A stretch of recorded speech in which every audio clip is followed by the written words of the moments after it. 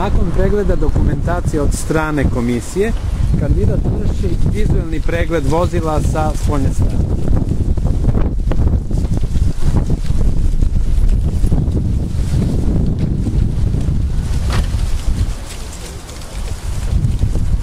Kontroliše ispravnost pneumatika, da nema oštećenja na vozilu, kontrolu migavaca i svetala.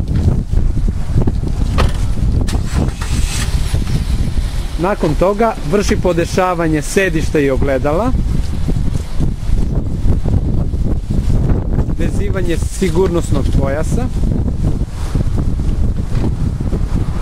uključuje motor u rad i polazi sa mesta. Polazak je prvim stepenom prenosa, ubrzava, uključuje drugi stepen prenosa i zaustavlja se na tačno određenom mestu prednjim branikom između dve obeležene linije. Uključuje stepen prenosa u hodu nazad i vraća se u ograničeni prostor između dve predviđene linije. Sljedeća radnja je okretanje vozila metodom 3 manevra u ograničenom prostoru. Prednjim točkom dolazi do predviđenog mesta, zatim se vraća unazad, također do predviđenog mesta, ne sme da gazi predviđene linije. Nakon trećeg manevra ispravlja vozilo i priprema za parkiranje pod 90 stepeni.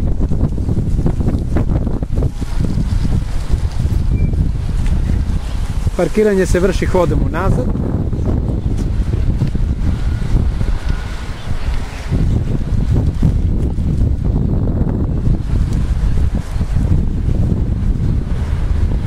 Ukoliko ne uspe parkiranje iz prvi put, kandidat ima pravo da ovu radnju ponovi još jednom, vraćanjem u početnu poziciju.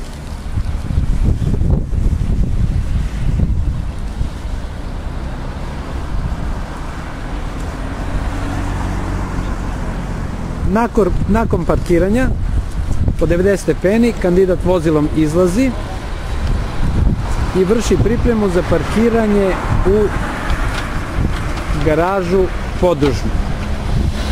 Parkiranje se vrši unazad.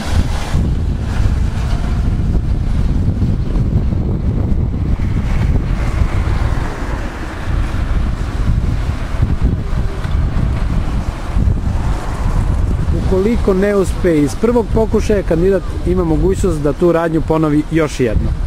Po završetku ove radnje završen je deo na poligonu i kreće se na radnje koje su vezane za saobraćaj u naseljenom mestu.